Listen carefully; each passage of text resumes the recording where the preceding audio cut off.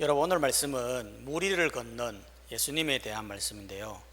오늘 본문 45절에 보니까요, 마가복음 6장 45절에 보면 예수께서 즉시 제자들을 재촉하사라고 말하고 있잖아요. 예수님은 지금까지 단 한 번도 재촉한 적이 없어요. 그런데 왜 이때에는 재촉을 하는 겁니까? 그건 45절을 다시 봐보면 자기가 무리를 보내는 동안에 배 타고 앞서 건너편 베세바로 가기 위함이었어요.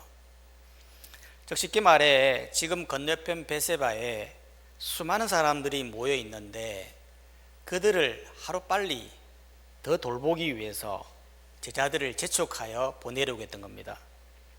이것은 무엇을 말하는 겁니까? 즉 예수님의 이 본심의 마음을 알 수 있다는 거예요. 어떤 마음이죠? 즉 영혼을 사랑하는 마음, 그들을 불쌍히 여기는 마음, 이게 바로 예수님의 본심이라는 거예요. 사실 우리가 생각할 때는 굳이 이렇게 재촉해야 하나 라고 싶은 거예요. 왜냐하면 앞서 어떤 일이 있었습니까? 즉 오병이어라고 하는 큰 기적이 일어났거든요. 즉 5,000명 이상을 먹이는 엄청난 기적이 있었어요. 그러면 이런 기적 후에 좀 쉬어가도 되지 않습니까? 제자들도 이 일 한다고 얼마나 피곤했겠어요. 그래서 좀 쉬었다가 내일 가도 되는데 예수님은 마음이 그게 아닌 거예요. 지금 건너편에 고통받고 힘들어하는 사람들, 영적으로 죽어가는 사람들, 그런 사람들을 생각해 보면 도저히 안 되겠다, 너희들 빨리 가라 라면서 재촉했던 것입니다. 이 마음은 앞서 바다를 잠잠케 한 사건에서도 나타나요. 앞선 사건에도 보면 제자들이 폭풍우를 만났을 때 제자들이 예수님을 깨워서 예수님이 바다를 잠잠케 한 사건이 있었잖아요. 그런데 도대체 예수님은 왜 배를 타고 가려고 했느냐라는 거예요. 그건 바로 건너편에 있는 귀신 들린 두 사람을 구원하기 위해 갔던 거예요. 그리고는 다시 제자리로 돌아오거든요. 아니, 귀신 들린 사람 고치는 건 좋은데 왜 굳이 꼭 그날 가야 됩니까? 폭풍우가 몰아치는 그날. 예수님께서 배를 타고 가면 폭풍우가 온다는 사실을 모를까요? 다 알고 있는 거예요. 그럼에도 불구하고 그 귀신 들린 두 사람의 영혼을 생각해 보면 폭풍우가 와도 가야 되겠다는 거예요. 이게 바로 예수님의 본심, 영혼을 사랑하는, 영혼을 불쌍히 여기는 마음, 그 마음이 열정으로 이끌더라는 것입니다. 우리에게도 이런 마음이 있어야 된다는 거죠. 우리가 많은 일에 열정을 쏟고 일을 하지만 그 많은 일들 가운데 무엇보다도 영혼을 불쌍히 여기는 마음, 저 영혼이 저렇게 죽으면 안 되는데 라고 하는 그런 구원의 마음이 있다고 한다면 참 좋다라는 거예요. 여러분이 한 영혼이 얼마나 귀한지 몰라요. 성경에 보면 한 영혼이 천하보다 귀하다라고 했어요. 여러분, 천하가 무엇입니까? 온 세상 아닙니까? 이 땅에 있는 온 천하가 한 영혼보다도 못하다는 거예요. 얼마나 영혼이 중요하고 귀한 것입니까? 실제로 누가복음 15장에 보면요, 예수님께서 잃어버린 한 마리 양에 대한 비유를 하셨거든요. 내용은 이런 거예요. 한 마리의 양이 있는, 목자에게 약 100마리의 양이 있는데 한 마리가 잃어버리게 된 거예요. 그러면 목자는 한 마리의 양을 찾으러 돌아다니지 않겠느냐라고 이야기한 거예요. 이걸 경제적으로 보면요, 손해잖아요. 한 마리 찾겠다고 99마리의 양을 그대로 내버려 둔다. 그러면 1이나 늑대가 나타나서 양을 해칠 수가 있잖아요. 이러면 경제학적으로 보면 손해라는 거예요. 그런데도 목자는 한 마리의 양을 찾기 위해서 떠난다는 겁니다. 왜 그렇습니까? 한 마리의 양이 그만큼 귀하다는 걸 비유로 말씀해 주신 거예요. 탕자 비유도 보면요, 탕자는 아버지께 유산을 받아 먼 타국에 갔잖아요. 그리고는 허랑방탕하게 모든 유산을 날리고 아버지께 다시 돌아왔어요. 그런데 아버지는 아들을 보자마자 버선버선 발로 나가고 아들을 끌어안으며 옷을 입히고 잔치를 벌입니다. 여러분, 이거는 경제학적으로 보면 완전 손해예요. 유산 탕진했죠. 가락지 잔치 벌이면서 돈 들어가죠. 그런데 전혀 개의치 않고 그렇게 하는 거예요. 왜 그런 거예요? 그만큼 한 영혼이 귀하다는 걸 보여준다는 거예요. 우리에게도 이런 영혼을 사랑하는 마음, 불쌍히 여기는 마음이 우리 안에 있어야 된다는 거예요. 우리 주위에 보면 여전히 복음을 모른 채 죽어가는 수많은 심령이 있다는 거예요. 여러분 주위를 한번 돌아보세요.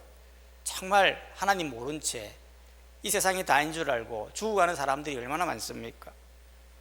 우리 교회 한 권사님은 자기 친척들을 돌아볼 때, 가족들을 돌아볼 때 아직도 예수 믿지 않는 사람을 보니까 어찌나 안타까운지 자기 생애에는 꼭 이들에게 복음을 전해야 되겠다라고 싶어서 가족들을 찾아다니면서 복음을 전했다는 거예요. 꼭 예수님 믿으라고 간절히 부탁했다는 거예요. 왜 그렇게 하는 겁니까? 예수님과 같은 마음을 품고 있는 거예요. 영혼을 사랑하는 마음, 한 영혼이 너무 귀하다고 하는 그 복음 때문에 그렇게 하더라는 겁니다. 이전 교회에서도 보면 주일학교 중동부에서 교사로 섬기시는 분이 있는데 이분은 학교에서도 교사거든요. 요즘 학교에서 복음 전하면 이게 쉽지가 않잖아요. 복음 전하면 바로 신고까지 들어올 수 있거든요. 그런데 이분은 전혀 게으르지 않고 막 복음을 전해요. 때로는 수업 시간에 전하기도 하고 1대1 만나서 전하기도 하고 동아리를 결성해서 전하기도 하고. 그런데 신기한 건 단 한 건의 신고가 없어요. 이분이 한 해에 아이들을 교회에 데려오는데 적게는 50명, 많게는 100명까지 데리고 오는 거예요. 물론 그 아이들이 다 온다고 해서 예수 믿는 거 아니에요. 그런데 간혹 그 소수의 아이들이 진지하게 복음을 받아들여 예수님을 믿고 또 그 아이들이 나중에 일꾼이 되어서 교회를 이끌어가는 모습을 보면 어찌나 감동적이고 어찌나 은혜가 되는지 모릅니다. 여러분 우리도 이 예수님이 품었던 이 마음, 영혼을 사랑하는 마음, 영혼을 불쌍히 여기는 마음, 이 마음을 소유하시기를 주의 이름으로 축원합니다. 이렇게 예수님은 제자들을 재촉해서 제자들을 건너편 베세다로 가게 했거든요. 그런데 신기한 건 예수님은 안 갔다라는 거예요.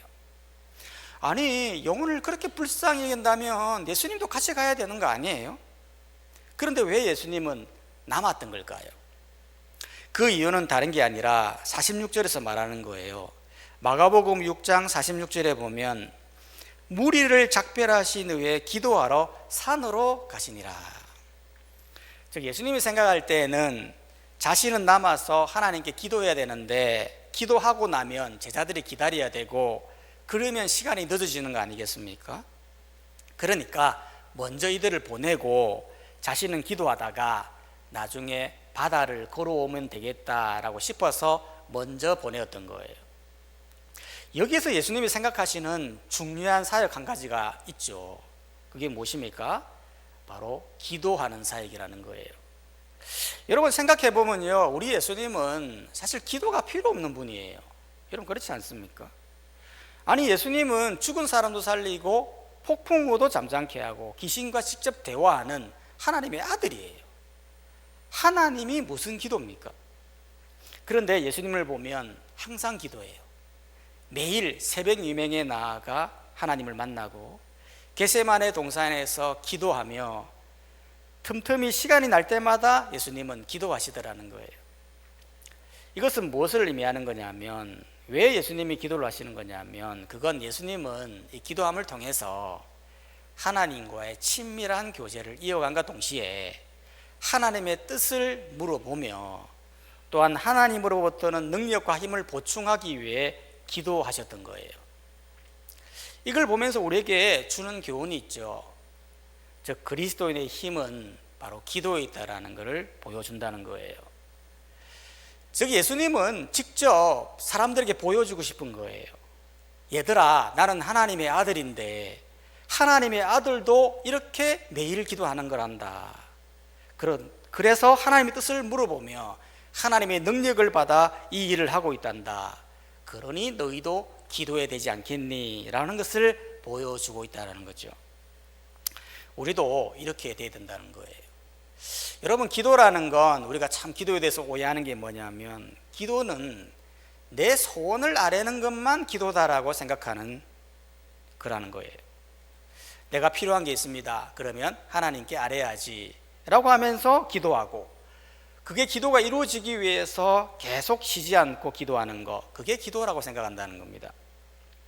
물론 자녀가 필요한 게 있으면 부모에게 달라고 할 수 있어요. 저희 딸도 보니까 저희 딸이 제일 좋아하는 게 뭐냐, 자기가 원하는 대로 해주는 거 제일 좋아해요. 자기가 원하는 거 안 해주면요, 당장에 아빠 미워하면서 막 그러더라고요. 그런데 부모의 입장에서 보면 아이가 원한다고 다 해줄 수 있습니까?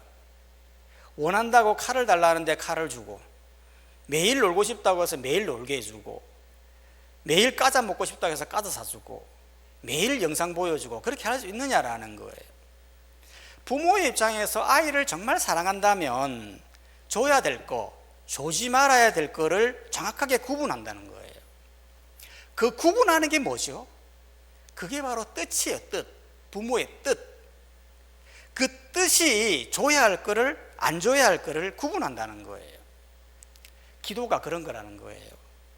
여러분, 기도는 내가 원하는 것만 아뢰는 것이 기도가 아니에요. 기도는 내 뜻보다 하나님의 뜻을 알아가는 거예요. 우리가 기도하면서 내 원하는 게 있어요. 간절히 응답되기를 바라요. 그런데 기도함을 통해서, 하나님과 교제함을 통해서 하나님이 원하시는 그 뜻을 발견하게 되면서 내 뜻은 하나씩 하나씩 지워가면서 결국 하나님의 뜻대로 살고자 할 때 하나님이 능력을 주시고 열매를 맺게 해주신다는 거예요. 그렇기 때문에 기도에는 능력이 있어요. 왜냐하면 하나님의 뜻을 발견하여 그 뜻대로 살아가기 때문에 하나님 그 뜻에 엄청난 능력을 부여하신다는 거예요. 앞선 중동부 교사도 마찬가지였어요. 여러분, 그 중동부 교사가 왜 그렇게 복음을 전하는데도 단 한 건의 신고가 없었을까요? 그 원동력은 바로 기도에 있었어요.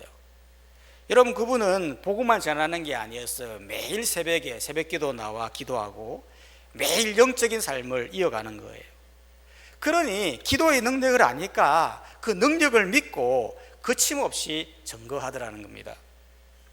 우리도 마찬가지예요. 여러분, 기도라는 것은 하나님의 뜻을 알아 하나님 뜻대로 살고자 할 때 능력을 주시는 분인지를 우리는 알고 기도의 자리를 계속해서 이어가는 우리 성도님들이 되시기를 주의 이름으로 축원합니다.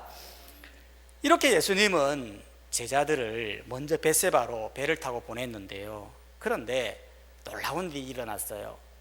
48절에 보니까, 마가복음 6장 48절에 보면 바람이 거스름으로 라면서, 즉 역풍이 불어 배가 도저히 앞으로 나갈 수가 없었던 겁니다. 그래서 제자들이 어떻게든 앞으로 나가 보려고 노를 열심히 젓고 있었는데요, 밤 사경에, 즉 밤 사경이라는 건 새벽 3시부터 6시까지 말하거든요. 즉 새벽 3시면 가장 어두울 때예요. 그때에 바다 위로 뭔가 걸어오고 있었다라는 거예요. 여러분, 이러면 얼마나 섬뜩하겠습니까? 낮도 아니고 그 밤에, 그 어두운 밤에 배 안에 무슨 랜턴이 있는 것도 아니고 후라시가 조명도 있는 것도 아니고, 그런데 그 짙은 어두움에 뭔가 걸어오고 있는 거예요. 얼마나 섬뜩했을까요? 그래서 제자들이 이걸 보고 총 3번에 걸쳐서 놀라요. 첫 번째는 49절에 보니까 제자들이 그가 바다 위로 걸어오심을 보고 유령인가요? 소리 지르니, 즉 유령이 아닌가 하면서 놀랐던 거죠. 여러분, 사실 사람이 바다를 걸어올 수 있는 게 아니잖아요. 그러니까 당연히 저게 유령이다 라면서 놀랐다는 거예요. 두 번째로는 50절에 보면 그들이 다 예수를 보고 놀람이라. 두 번째 놀랐던 것은 그 물체가 유령이 아니라 예수님인 것을 보고 놀란 거예요. 왜 놀랐냐 하면, 사실 예수님은 지금 산에 있어야 되잖아요. 분명히 우리를 먼저 보냈잖아요. 그런데 예수님이 걸어왔으니 얼마나 놀랐겠습니까? 마지막으로는 세 번째는 언제 놀랐냐 하면 51절에 보면 배에 올라 그들에게 가시니 바람이 그치는지라 제자들이 마음에 심히 놀라니. 즉 예수님이 배 위에 오르니까 바람이 그쳐서 놀랐던 거예요. 이때에는 이전 2번보다 더 놀랐어요. 원어에 보면 이 놀람을 거의 정신이 잃을 정도로 놀랐다고 말하고 있어요. 여러분, 이걸 보면 이 인간이 얼마나 연약하다라는 걸 잘 보여준다는 거예요. 왜냐하면 사실 제자들은요, 앞서 엄청난 기적을 본 사람들이잖아요. 앞서 4장에 보면 예수님이 바다를 잠잠케 한 사건, 5장에 보면 귀신을 쫓아내고 혈증을 앓는 여인을 고쳐주는 사건, 심지어는 조금 전에, 불과 반나절 전에 엄청난 오병이의 기적을 눈으로 본 자들이라는 거예요. 이 정도의 기적을 보면 사실 바다 정도 걸어오는 거 놀라지 말아야 되잖아요. 그런데 놀라더라는 거예요. 왜 놀라는 걸까요? 그 이유는 다른 게 아니에요. 52절이 말하는 거예요. 마가복음 6장 52절에 보면, 이는 그들이 그 떡 떼시는 일을 깨달지 못하고 도리어 그 마음이 둔하여졌음이라. 즉 그 마음이 둔하여져서 놀랐다는 거예요. 여러분, 여기서 둔하다는 말이 무슨 의미일까요? 원어에 보면 이 둔함이라고 하는 것은 완고하다라는 뜻을 가지고 있어요. 완고가 뭐죠? 완고는 융통성 없이 곱고 고집이 센 상태를 말하는 거예요. 실제로 바로가 이 완고의 마음을 가졌잖아요. 그렇게 수많은 기적을 보았음에도 불구하고 여전히 자기 생각대로, 자기 고집대로 완고하여 이스라엘 백성들을 보내지 않아서 망했던 거예요. 이게 다 불신자에게 가지고 있는 완고함이라는 거예요. 여러분, 불신자들이요, 신을 안 믿는 거, 그냥 신을 안 믿는 것 같아도요, 사실 그 마음 속에는 완고함이 자리 잡고 있거든요. 즉 고집이 있다는 거예요. 보기에는 선하게 생겨가지고 교회 잘 나올 것까지 보여도 실제로 복음 전하면요, 거부해요. 왜냐하면 그 마음 속에 자기 생각, 자기 고집, 자기 완고함이 꽉 자리 잡고 있기 때문에 절대 바뀌려고 하지 않는다라는 거예요. 이전에 한번 한 가정에 신방을 간 적이 있는데, 자기 아들 기도 제목이 50대인 아들이 꼭 교회를 나왔으면 좋겠다라고 하는 기도 제목이었어요. 그래서 한 날은 가정을 방문을 했는데 마침 그때 50대 아들이 있더라고요. 그래서 대화를 하는데 사람이 너무 좋은 거예요. 대화도 잘 되고 예의도 바르고 선하고 착하고. 여러분, 보통 교회 나오라고 복음 전하면 대화를 회피하거나 거부하기 마련이잖아요. 근데 이분은 그렇게 안 하는 거예요. 다 받아주고 대화를 이어가고 너무 좋은 거예요. 그래서 이 사람에게 복음을 전해야 되겠다, 전하면 되겠다 싶어서 막 복음을 전했어요. 있는 말씀 없는 말씀 막 들어서 이야기를 하는데 느껴지는 건, 이게 말씀을 전할 때마다 말씀이 튕겨 나오는 느낌이 드는 거예요. 말씀을 전했는데 웃음으로 받아들이는데 튕겨 나오고, 웃음으로 선하게 받아주는 것 같은데 튕겨 나오고. 그때 제가 느꼈던 거예요. 이 사람 마음속에 완고함이 있구나, 즉 이 사람 마음속에 자기 고집이 있구나 라는 생각이 들더라고요.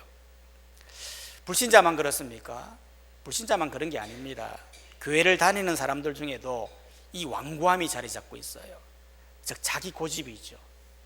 즉 내가 생각하는 대로, 내가 고집하는 대로 돌아가야 된다는 거예요. 하나님을 잘 믿고 있는 것 같은데 알고 보면 믿음이 없는 사람, 잠시 기적을 체험하면 믿고 기적이 없으면 믿지 못하고 자기 완고함대로 살아가는 사람이 많더라는 거예요. 여러분, 예수님께서 왜 무리를 걸어오시는 걸까요? 그냥 오시면 되는 거 아닙니까? 왜 하필 무리를 걸어오시는 걸까요? 그건 진짜 기적이 뭔지를 보여주기 위함이에요.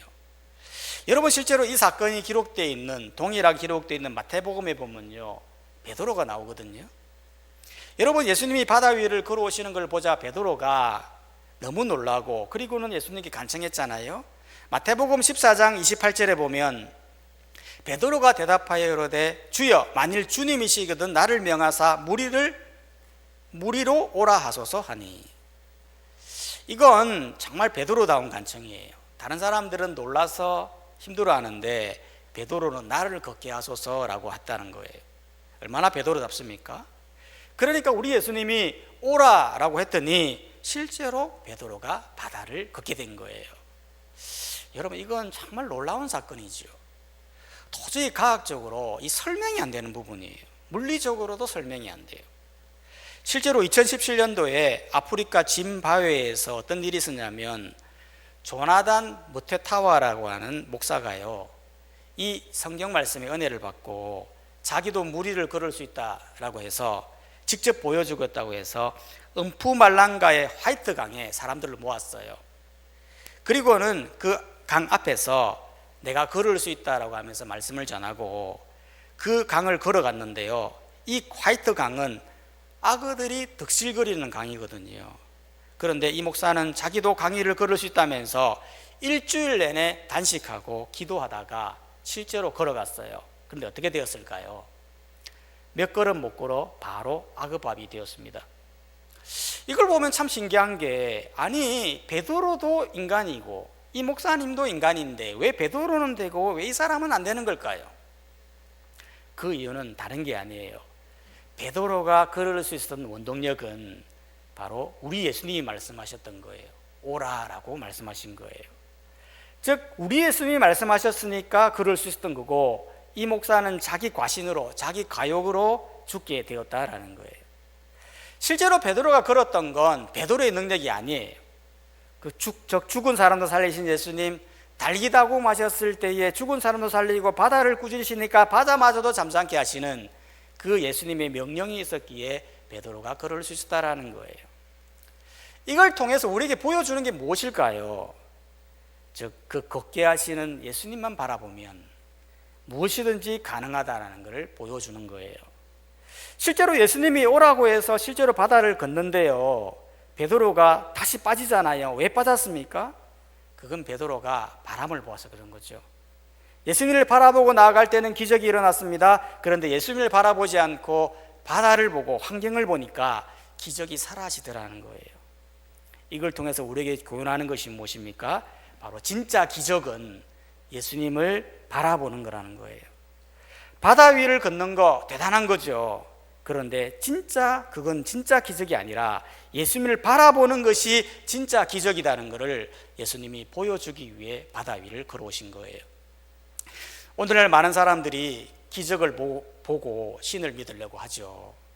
그리고는 어떻게 오병이와 같은 기적이 일어날 수 있느냐라면서 나는 도저히 믿을 수 없다, 나는 과학적으로 설명되지 않으면 나는 믿지 못한다라면서 자기 고집과 자기 완고함으로 세상을 바라보는 거예요.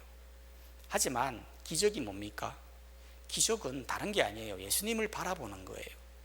히브리서는 말합니다. 믿음의 주여 온전케 하시는 예수님을 바라보자. 왜 예수님을 바라보는 것이 왜 온전함이고 왜 진짜 기적인 겁니까? 그건 예수님은 내가 곧 길이요 진리요 생명이라고 말씀하셨습니다.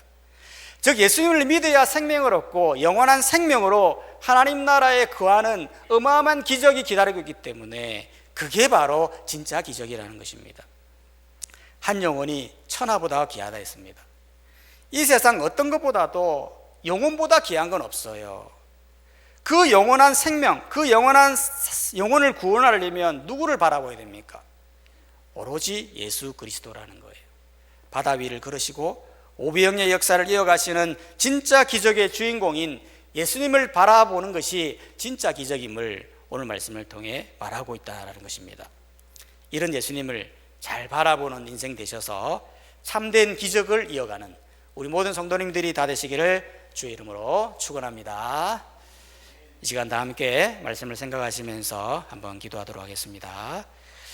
오늘 말씀을 보시면서 우리에게 주신 말씀들을 기억하시면서 한번 기도했으면 좋겠습니다.